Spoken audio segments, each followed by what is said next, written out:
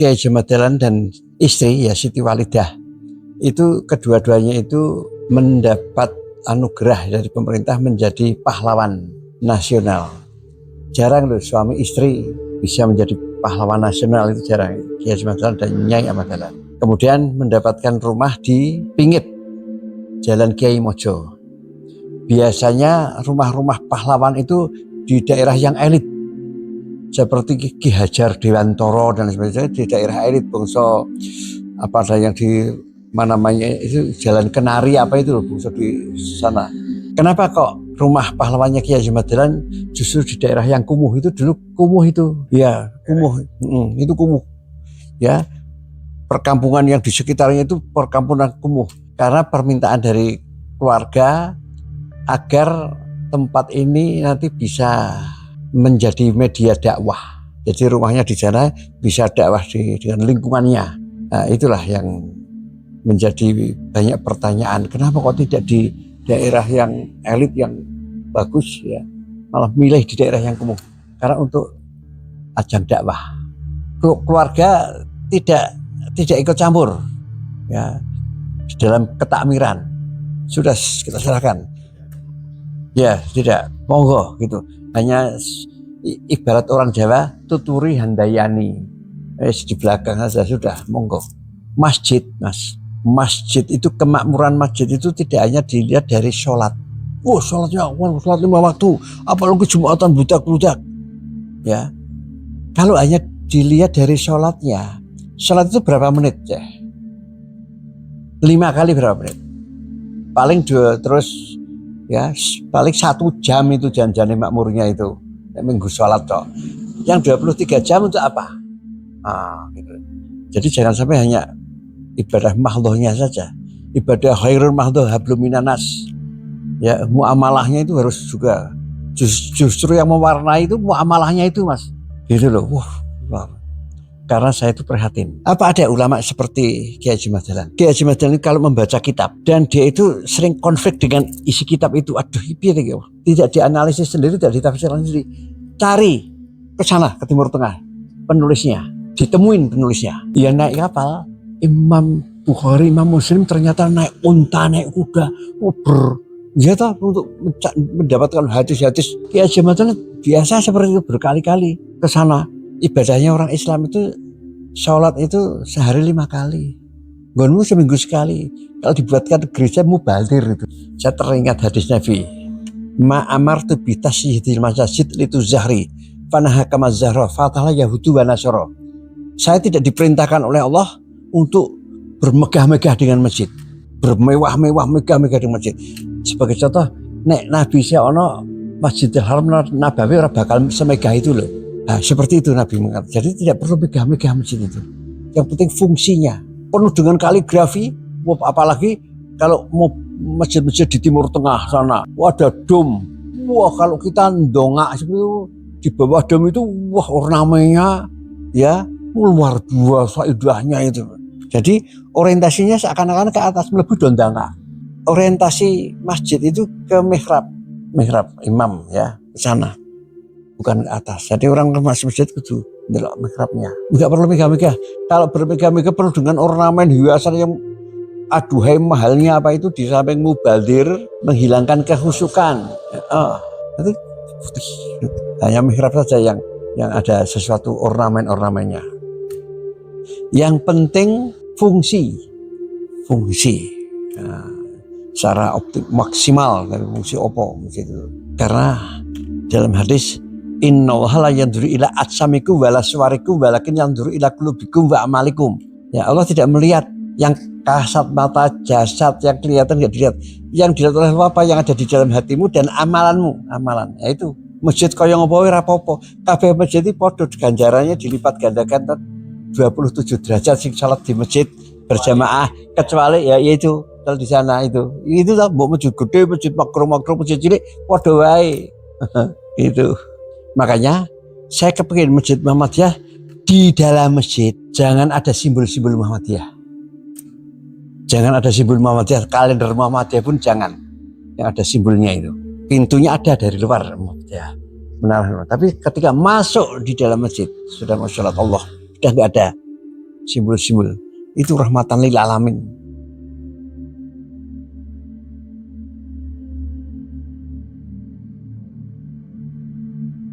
Saya Munihi Bahron Idris. Saya cicit Kiai Haji Madahlan dari istri pertama. Ya karena Kiai Haji Madahlan itu mempunyai 4 istri. Dari istri pertama Siti Walidah.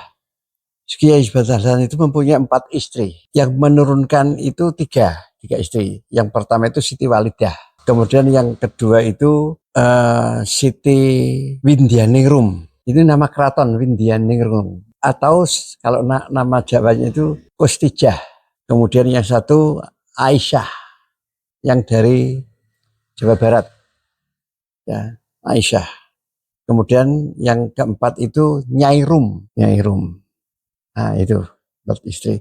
Yang menurunkan itu hanya 3 istri. Kemudian itu Kiai Haji Madahlan dan istri ya Siti Walidah. Itu kedua-duanya itu mendapat anugerah dari pemerintah menjadi pahlawan nasional. Jarang loh suami istri bisa menjadi pahlawan nasional, itu jarang. Kiai Haji Madahlan dan Nyai Ahmad Dahlan. Kemudian mendapatkan rumah di Pingit, Jalan Kiai Mojo. Biasanya rumah-rumah pahlawan itu di daerah yang elit, seperti Ki Hajar Dewantoro dan sebagainya, di daerah elit bangsa apa ada yang di itu Jalan Kenari apa itu loh bangsa di sana. Kenapa kok rumah pahlawannya Kiai Haji Madahlan justru di daerah yang kumuh? Itu dulu kumuh itu, ya kumuh, itu kumuh, ya perkampungan yang di sekitarnya itu perkampungan kumuh karena permintaan dari keluarga agar tempat ini nanti bisa menjadi media dakwah. Jadi rumahnya di sana bisa dakwah dengan lingkungannya. Nah, itulah yang menjadi banyak pertanyaan. Kenapa kok tidak di daerah yang elit yang bagus ya, malah milih di daerah yang kumuh? Karena untuk ajang dakwah. Nah itulah.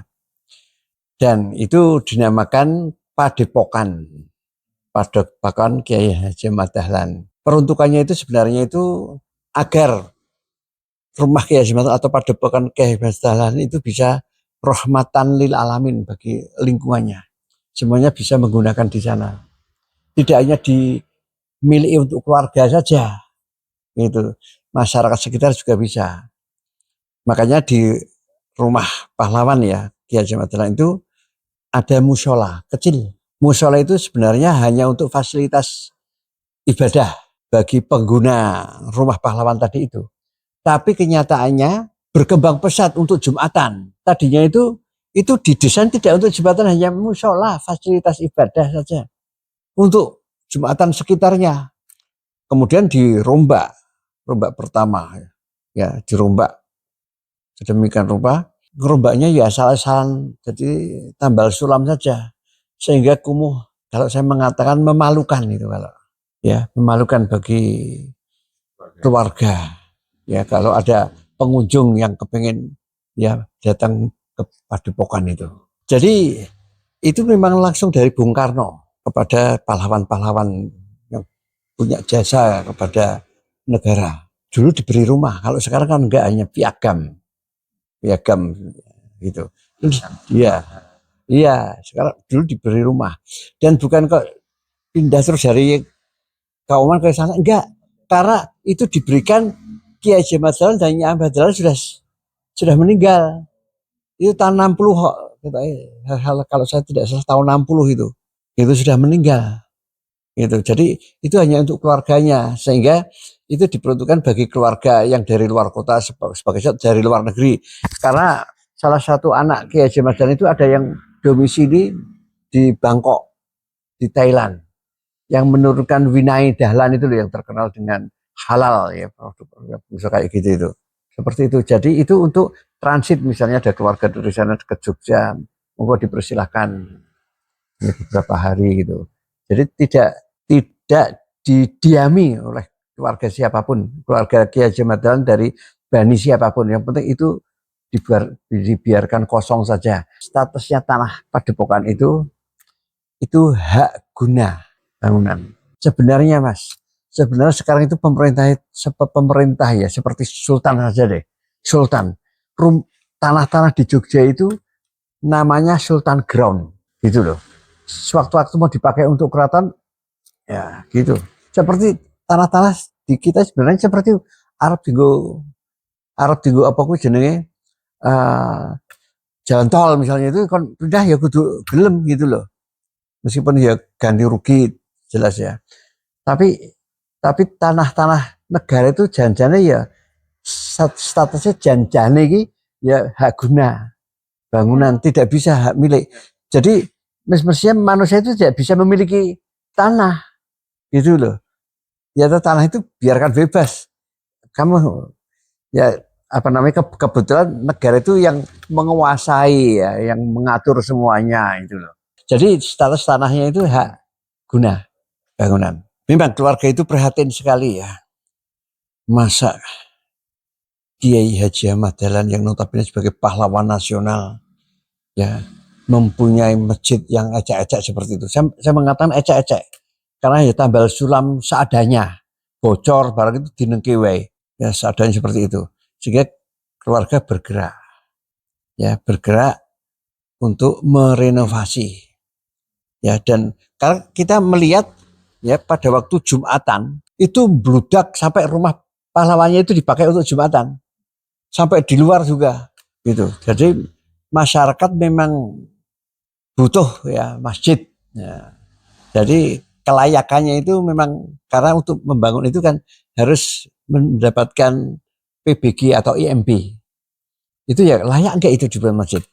Karena banyak atau masjid-masjid itu yang didirikan hanya politis, ini orang makmur, ya toh? Orang makmur, nah, seperti itu. Jangan sampai masjid jalan seperti itu. Makanya saya kan minta dari ya PCM ya.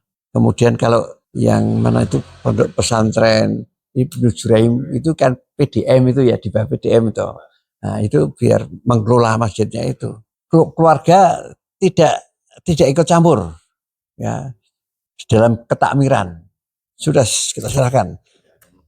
Ya, tidak monggo gitu. Hanya ibarat orang Jawa tuturi handayani. Di belakang saja sudah monggo. Gitu. Jadi nanti makanya saya minta Mas Bagus, kemudian apa namanya itu Ibnu Juraim siapa jenenge si Ari, terus yang dari PCM siapa, nanti terus yang dari nganu nggak ada ya, rantai nggak ada ya, ada nanti ya, pokoknya itu biar diguyupkan untuk biar makmur. Masjid itu, kemakmuran masjid itu tidak hanya dilihat dari sholat. Sholatnya, sholat 5 waktu, apalagi Jumatan budak-budak. Ya, kalau hanya dilihat dari sholatnya, sholat itu berapa menit ya? 5 kali berapa menit? Paling 2, terus ya paling 1 jam itu janjane makmurnya itu. Minggu sholat toh. Yang 23 jam untuk apa? Gitu. Jadi jangan sampai hanya ibadah mahdhohnya saja. Ibadah khairul mahdhoh hablum minanas. Ya, muamalahnya itu harus juga justru yang mewarnai itu muamalahnya itu Mas. Gitu loh. Wah. Begitu azan stop, kegiatan lagi. Gitu. Makanya saya minta membuat manhaj atau kurikulum yang jelas itu ya. Dan benar-benar rahmatan lil alaminnya itu loh. Ya, rahmatan lil alamin, bukan rahmatan lil muslimin, lil alamin. Ya karena apa? Saya selalu mengatakan, wa ma khalaqtul jinna wal insa illa liya'budun. Allah menciptakan kita itu untuk ibadah. Ibadah itu tidak hanya persoalan sholat, puasa, zakat, haji. Ibadah itu tidak hanya persoalan akhirat. Kan ada ibadah mahdoh dan khairul mahdoh, tapi urusan dunia itu juga ibadah. Makanya Nabi kan mengatakan, laisa bihrikum antarakatun yahu li akhiratihi wala akhiratahu li dunyahu hatta yusibu minhum jami'an fa inna dunya balahun ila akhirah. Ya, umatku yang terbaik itu adalah bukan kok yang selalu hidupnya itu kemantil-mantil dengan akhirat. Opo-opo akhirat sing tak pikir ke mindsetnya akhirat. Tidak pernah mikir dunia itu apa. Bukan itu. Apalagi yang mikirkan dunia saja. Orang tahu mikir akhirat. Bukan itu. Tapi umat yang terbaik itu adalah yang bisa memikir dunia dan akhirat bareng-bareng. Karena dunia itu sarana jalan untuk menggapai akhirat. Makanya ada ulama yang mengatakan dunia itu mazra'atul akhirah, sawah ladangnya akhirat.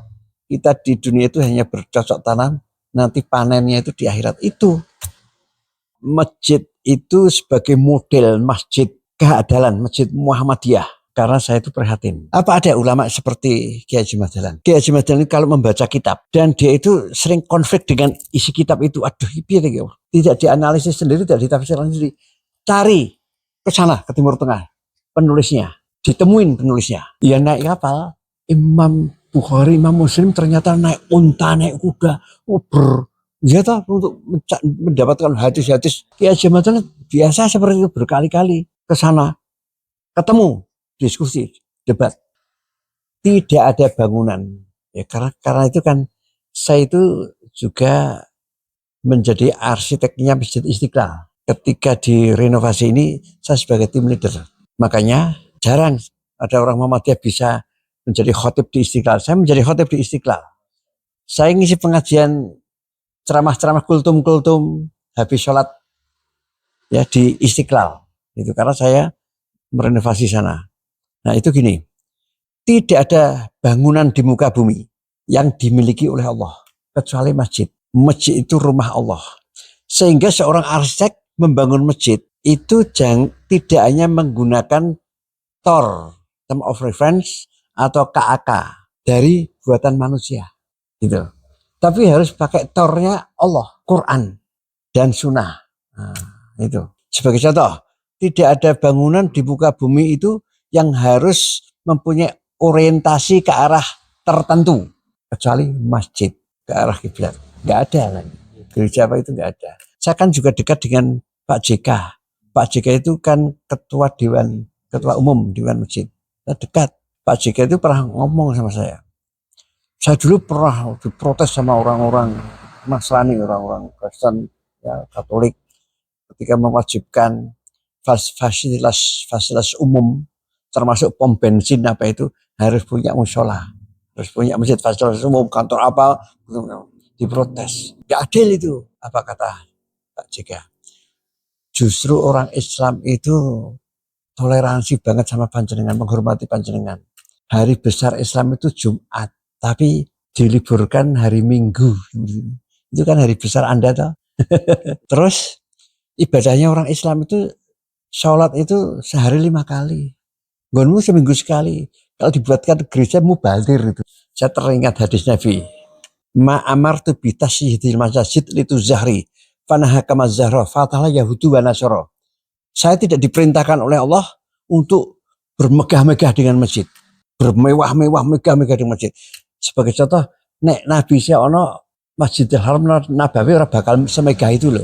Nah, seperti itu Nabi mengatakan. Jadi tidak perlu megah-megah masjid itu. Yang penting fungsinya. Penuh dengan kaligrafi, apalagi kalau mau masjid-masjid di Timur Tengah sana, ada dom. Wah, kalau kita ndongak seperti itu, di bawah dom itu, wah ornamennya ya luar biasa indahnya itu. Jadi orientasinya seakan-akan ke atas, melebu dondanga. Orientasi masjid itu ke mihrab imam ya, ke sana. Bukan ke atas. Jadi orang ke masjid itu ndelok mihrabnya. Enggak perlu megah-megah. Kalau bermegah-megah perlu dengan ornamen hiasan yang aduhai mahalnya apa itu di samping mubadir, menghilangkan kehusukan. Nanti putih. Hanya mihrab saja yang ada sesuatu ornamennya. Yang penting fungsi. Nah, secara maksimal dari fungsi opo itu. Karena dalam hadis innallaha la yanzuru ila atsamikum wala suwarikum walakin yanzuru ila qulubikum wa amalikum. Ya Allah tidak melihat yang kasat mata jasad yang kelihatan enggak dilihat. Yang dilihat oleh apa yang ada di dalam hatimu dan amalanmu. Amalan yaitu masjid kaya ngopo ora apa-apa. Kabeh masjid iki padha ganjarannya dilipat gandakan 27 derajat sing salat di masjid berjamaah kecuali ya yaitu kalau di sana itu lah mbok masjid gede, masjid makro, masjid cilik padha wae. Itu. Makanya saya kepengin Masjid Muhammadiyah di dalam masjid jangan ada simbol-simbol Muhammadiyah. Jangan ada simbol Muhammadiyah, kalender Muhammadiyah pun jangan. Yang ada simbolnya itu. Pintunya ada dari luar Muhammadiyah. menara. Tapi ketika masuk di dalam masjid sudah mau sholat Allah, sudah nggak ada simbol-simbol. Itu rahmatan lil alamin. Karena saya selalu melihat di mimbar sosok ono, wah Muhammadiyah, sosok ono ora kok kuwi, sosok ono apa jenenge taplak, taplak itu, taplak tulisan Muhammadiyah. Nah, udah nggak ada itu. Mimbar Allah, tulisan Allah tak. Gitu. Saya pesannya kepada para takmir ya, itu sering ya kita itu mendengar kalau ada orang mendapatkan jabatan apa, itu kan selalu sing amanah ya, tidak cukup amanah menurut saya. Sifat Nabi yang 4 itu, ya pertama itu syidik, yang selalu benar, selalu berlaku benar. Agar kita itu selalu berlaku benar, kita itu kan orientasinya ya kepada Al-Quran dan As-Sunnah. Jadikan Al-Quran itu sebagai hudal linas babayinati minal huda wal furqan, benar-benar sebagai pedoman hidup agar kita itu selalu benar. Kemudian yang kedua itu amanah. Sing jenenge amanah ki apa toh? Janjane. Ya, sing jenenge amanah Nabi kan mengatakan idza du'ayat amanatu fantadhiri sa'ah. Kemudian sahabat bertanya, "Ma idahatu ya Rasulullah?" Idza usyal amru ala amrihi fantadhiri sa'ah. Kalau amanah itu diberikan yang bukan ahlinya, tunggulah kehancurannya. Jadi insya Allah yang duduk di ketakmiran itu ahli-ahli di bidangnya, gitu, ahli-ahli di bidangnya. Jadi tidak ada ketakmiran masjid terus kekeluargaan. Wah, Pak Dini jadi apa, omnya jadi apa, menantu saya jadi apa, ya gitu. Tapi yang benar makanya keluarga tidak nimbrung nanggur ketakmiran sudah. Bar kuwi fatonah. Orang itu kan juga harus cerdas, toh. Sehingga kalau orang cerdas itu nggak bakalan yang namanya mukolid, nggak bakalan taklid, gitu loh, orang yang cerdas. Makanya biar mempunyai apa ya nuansa fatonah itu, saya kepingin ada pengajian itu diskusi, pengajian itu interaktif. Itu jadi dialog interaktif itu penting. Makanya Nabi mengatakan yang namanya miftahul ilmi. Miftahul ilmi itu soalun. Kuncinya ilmu itu bertanya. Sering bertanya itu membuka. Iya, wawasan seperti itu. Karena mesti terjadi dialog terusan. Biar ya, smart ya, cerdas. Kemudian yang terakhir tablek itu informatif. Tablek itu harus bisa menyampaikan kemana-mana. Makanya hadis Nabi yang menjadikan keprihatinan Nabi dan itu juga sekaligus menjadi keprihatinan Kiai Haji Madalan. Hadis yang diriwayatkan oleh Imam Al-Dailami yang mengatakan saya tilakum zamanun layabqa lil Qur'ani illa rasmahu wala minal islami illa smuhu. Nabi prihatin, Kiai Haji Madalan juga prihatin.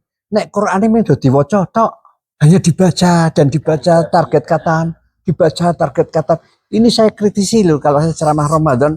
Karena yang namanya darusan itu moco gentenan, ya toh, moco gentenan targetnya katam, nek kataman mangan-mangan, ya toh. Nah, itu saya kritisi itu. Ya sebetulnya prihatin. Makanya surat Al-Maun kan seperti itu ya. Wah, jadi kalau Quran itu hanya dibaca saja. Quran nanti tinggal tulisan. Padahal Quran itu bukan tulisan, beda karo buku. Buku itu tulisan. Buku itu pantasnya dibaca. Kalau Quran pantasnya diamalkan. Karena Quran itu firman Allah. Firman Allah itu tidak dibaca tapi jangan diamalkan. Gitu loh, yang penting kuwi. Ning apik kowe iso maca, kowe iso apal, apik banget. Saya teringat, saya kan sering menjadi narasumber seminar-seminar di mana-mana termasuk di UIN Malang. Saya pernah diundang di UIN Malang. Seminar hubungannya ilmu pengetahuan dengan Islam gitu. Kok mendadak rektornya mengenai sambutan, wah mahasiswa sini itu banyak sekali, juga dari Muhammadiyah juga ada, tapi ada cirinya, sing dari Muhammadiyah apalane sithik, mendadak nyinggung seperti itu. Ketika saya presentasi, apa yang diucapkan Pak Rektor saya sampaikan di dalam paparan saya, ya Muhammadiyah itu bukan lembaga untuk penghafal Quran, tapi pengamal Quran. Quran itu untuk diamalkan. Gitu jelaskan. Terus slide pertama kali yang saya tayangkan ini sudah lama ini. Jadi apa yang saya sampaikan itu sudah lama. Yang saya tayangkan itu ada orang naik unta, pakai gamis, pakai surban, jenggot panjang naik unta, berpapasan dengan orang naik Harley Davidson. pakai ikat kepala, pakai jaket kulit, pakai sepatu boot, dong dong dong dong dong. Saya tanya, ini yang Islam yang mana? Hampir semuanya jelas yang itu, apalagi mahasiswa itu yang pakai unta, yang naik unta, yang pakai gamis, yang pakai. Saya mengatakan, yang naik unta itu Abu Jahal, yang naik Harley Davidson itu Ustadz Jeffrey. Point of view ya. Iya, lah ya itu.